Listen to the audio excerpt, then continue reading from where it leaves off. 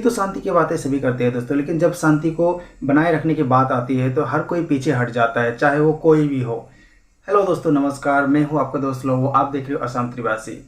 दोस्तों, यूँ तो हर कोई शांति चाहता है, लेकिन दोस्तों जब शांति बनाए रखने का बात आता है तो हर कोई शांति के बनाने के बजाय उससे पीछे हट जाता है, क्योंकि दोस्तों शांति बनाए रखना बहुत बड़ी बात होती है और हर कोई ये काम नहीं कर सकता है। तो दोस्तों आज हम बात करने जा रहे हैं नॉर्थ ईस्ट के उन राज्यों के बारे में जिनमें इन दिनों बहुत ही कठिनाई भरी पल गुजर रहा है, इतना तनाव गुजर रहा है इस दौर में, तो उसके बारे में हम लोग बात करने जा रहे हैं।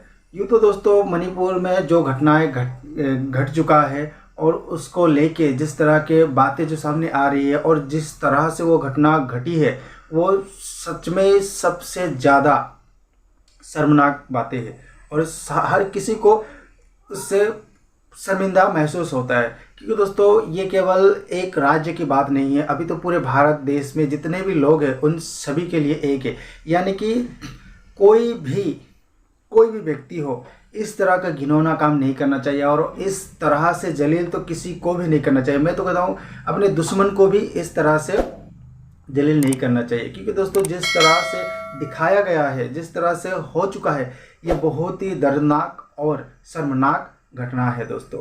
तो दोस्तों जैसे मैंने बताया मणिपुर के बारे में, दोस्तों मणिपुर एक हमारा बहुत ही प्यारा राज्य है जो 7 बहनों में आते हैं। हमारा नॉर्थ ईस्ट जो है राज्य दोस्तों, नॉर्थ ईस्ट 7 बहनों में आता है, 7 बहनों का राज्य कहा जाता है। और इन 7 बहनों में से आज एक बहन जो है मणिपुर, ये फूट फूट के रो रहा है दोस्तों, अपने तन्हाई का, अपने दुख का ये शोक प्रकट कर रहा है दोस्तों और इंसाफ मांग रहा है। दोस्तों हमारी है कि हम सब भगवान के पास ये प्रेयर करें कि मणिपुर में जिस तरह के घटनाएं घट रही है और दिन ब दिन वहाँ के जो आग सुलझता जा रहा है, बढ़ता जा रहा है, इसको जल्द से जल्द शांत किया जाए, क्योंकि दोस्तों 2024 आ रहा है, इलेक्शन का टाइम है और इन सभी बातों को लेकर जितने भी आपको राजनीतिक लोग हैं, इसके ऊपर भी राजनीति करने वाले हैं।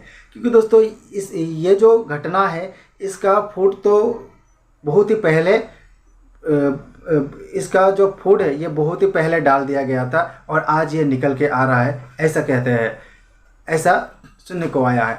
लेकिन दोस्तों ये तो हो गया, ये पुरानी बातें। हम इंसानों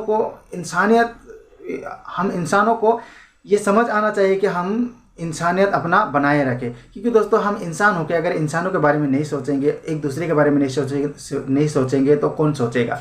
क्योंकि हमारा ही ये कर्तव्य है कि हम औरों के बारे में सोचें, औरों को सुख शांति दे, क्योंकि दोस्तों हमें शांति से रहना अगर है तो हमें सबसे पहले दूसरों को शांति देना होगा, तभी हम खुद भी शांति से रह पाएंगे। यूँ तो कहे दोस्तों केवल मणिपुर में ही इस तरह की घटना घट रही है ऐसा नहीं, हमारे असम राज्य भी किसी से पीछे नहीं है। क्योंकि दोस्तों वो कहते हैं ना कि राजनेताओं के मुंह से निकला हुआ हर एक शब्द अकासुर बकासुर रावण की जो अस्त्र थे उन अस्त्रों के बराबर होता है। अगर वो कुछ कह दे तो वही पॉलिटिकल एजेंडा बन जाता है दोस्तों, फिर वही जो शब्द है वो उसी के ऊपर लेकर लोग पॉलिटिक्स करने लग जाते हैं, उसी को ट्रेंड में ला देते हैं दोस्तों, उसी के ऊपर चर्चा करने लग जाते हैं, बैठ जाते हैं, डिबेट कर लेते हैं दोस्तों। अभी जो असम में चल रहा है दोस्तों मियाँ को लेकर, कि कहते हैं कि दोस्तों मियाँ के बिना असम नहीं चलेगा, इस तरह की बातें नहीं बिल्कुल ही नहीं होना चाहिए दोस्तों। क्योंकि दोस्तों हम सब इंसान हैं और एक ही घर में रहते हैं, इसका मतलब है कि हम एक ही राज्य में रहते हैं, तो हम सब इंसान हैं और हर किसी को मदद करना चाहिए। हाँ, ये बात सही है कि हर कोई खेती करता है, लेकिन इतना खेती नहीं करता। मैं भी खेती करता हूँ, लेकिन इतना खेती नहीं करता हूँ कि मैं बाज़ार में जाकर उसको बेचूँ। मैं अपने लिए खेती करता हूँ, तो इस तरह से हर कोई खेती करता है, लेकिन इससे ये साबित नहीं होता कि वो ज़्यादा खेती करता है और यही सबको चलाता है, या फिर मैं नहीं चलाता हूँ, ये किसी एक का पक्ष लेना हो जाएगा दोस्तों। इसलिए हमें कभी भी किसी के एक का पक्ष नहीं लेना चाहिए, क्योंकि दोस्तों कभी भी अगर हम किसी एक का पक्ष लेंगे तो हमारे ऊपर कई सारे लोग हावी हो जाएंगे और ये एक पॉलिटिकल मुद्दा बन जाएगा दोस्तों, ये राजनीतिक मुद्दा बन जाएगा। इसलिए हमें इस बात का ध्यान रखना चाहिए कि हम जो भी बोले वो बहुत ही सोच समझ के बोले दोस्तों। इसीलिए हर किसी को सोच के बोलना चाहिए। यूँ तो हमारे असम में भी ऐसे कई सारी समस्या है जिसका समाधान होना चाहिए, बहुत ही जल्द होना चाहिए दोस्तों। अभी क्या होता है दोस्तों, क्या हो रहा है दोस्तों कि हम सब जितने भी लोग हैं पूरे भारत में यही चल रहा है कि कोई धर्म को लेकर बैठ गया है, इसका धर्म अच्छा है, धर्म को लेकर लड़ रहा है, कोई जातिवाद को लेकर लड़ रहा है, कोई गरीबी को लेकर लड़ रहा है। लेकिन दोस्तों हर चीज़ को लेकर लड़ रहा है, छोटी छोटी बातों का बड़ा बड़ा इशू बनाता जा रहा है दोस्तों। लेकिन दोस्तों कोई गरीबी के बारे में क्यों नहीं बोलता है? अगर गरीबी के बारे में बोलोगे तभी तो लोग सुनेंगे। गरीबी इतना बढ़ रहा है दोस्तों, और ऐसे कई सारी चीज़ें हैं, जो चावल हो गया, तो जैसे चावल हो गया, आपका सब्जी हो गया, इसका जो भाव है ये आसमान छू रहा है दोस्तों। अगर इसी तरह से भाव आसमान छूता रहे तो आम इंसान कैसे जिएगा अगर वो जीना चाहेगा तो? क्योंकि दोस्तों हम जितना कमाई करते हैं उससे कई गुना ज़्यादा हम मार्केट में दे के आते हैं, सब्जी वालों को दे के आते हैं। क्योंकि चावल का अगर भाव 50 रुपये या 45 रुपये किलो हो गया है, पर किलो अगर 45 रुपये चावल हो गया है, तो भिंडी का दाम आपका दोस्तों 80 रुपये किलो हो गया है, कांदा का आपका 80 रुपये हो गया है दोस्तों। इस तरह से अगर बढ़ता गया भाव तो आने वाले दिन में हमें घास फूस भी खाना पड़ेगा। और अगर हम घास खाना चालू कर देंगे, पेड़ के पत्ते जितने भी भेड़ बकरी है वो सारे के सारे मर जाएंगे दोस्तों। क्योंकि दोस्तों सारी चीज़ें हम ही खा डालेंगे तो बाकी लोग क्या खाएंगे? इसीलिए सरकार से ये गुजारिश है कि जल्द से जल्द इन सभी समस्याओं का समाधान करे।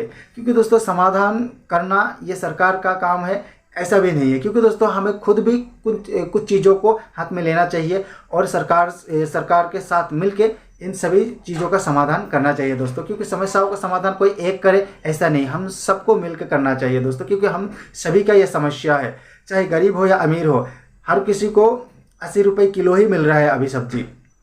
तो दोस्तों ये जो बातें हैं इसका जल्द से जल्द समाधान होना चाहिए। और मणिपुर के बारे में तो हर किसी को शोक प्रकट करना चाहिए दोस्तों, क्योंकि ये किसी दुश्मन के साथ भी इस तरह की घटना ना हो। क्योंकि दोस्तों जिस तरह से दिखाया गया है, जिस तरह के जो न्यूज़ आ रहे हैं, जिस तरह की बातें जो सुनाई पड़ रहा है, ये बहुत ही दर्दनाक घटना है दोस्तों। क्योंकि ये पड़ोसी राज्य है और हमारे असम यानी कि असम की एक छोटी बहन है जो आज रो रही है दोस्तों। इसको हमें नज़रअंदाज नहीं करना चाहिए, अनदेखा नहीं करना चाहिए, इसको देखना चाहिए दोस्तों। और हमें यही सांत्वना देना चाहिए। मैं तो यही प्रार्थना करता हूँ कि मणिपुर की जो घटना घटी है वो जल्द से जल्द शांत हो जाए, सरकार उस पर सख्त कार्रवाई करे और उसको जल्द से जल्द शांत करे। और वहाँ के लोगों को, जितने भी मेरे भाई बहन हैं, उन सभी के जीवन में फिर से एक बार नई उमंग के साथ नई उजाला लाए, खुशी से रहे, उमंग उत्साह के साथ रहे, यही मैं आशा करता हूँ।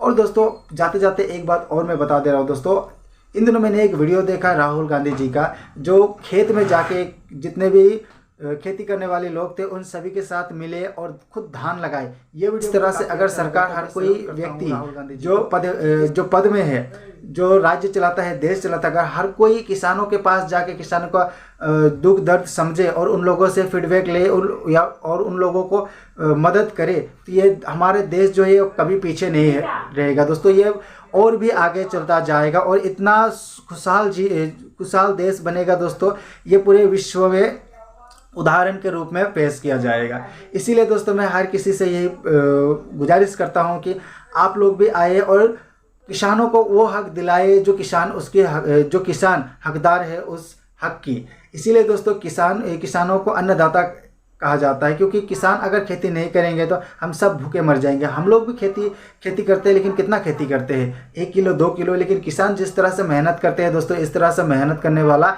कोई एक ही विरला होगा। इसलिए किसानों हमारे अन्नदाता है। क्योंकि दोस्तों अगर देश को चलाना है तो किसान को चलाना बहुत ही ज़रूरी है दोस्तों, किसान का सम्मान करना बहुत ही ज़रूरी है। तो दोस्तों ये था मेरा आज का वीडियो अगर अच्छा लगे तो लाइक करना, शेयर करना, सब्सक्राइब कर देना और बेल आइकन दबा देना, ताकि कोई भी मैं वीडियो बनाऊँ तो सबसे पहले नोटिफिकेशन आप तक पहुँच सके। जाते जाते एक बार फिर से मैं कहता हूँ कि मणिपुर की घटनाओं को आप सब देखिए और समझिए, और इस तरह की जो घटना है क्यों हो रहा है इसके बारे में आप जरा सोचिए। और मणिपुर के जितने भी भाई बहन हैं उन सभी को आप लोग सांत्वना दीजिए और भगवान के पास प्रे कीजिए कि इस तरह की घटना कहीं और राज्य में ना घटे और हर किसी के जीवन में सुख शांति लाए। सरकार इसके लिए इस कामों को जल्द से जल्द रफा दफा करे और सुख शांति कायम करे। धन्यवाद।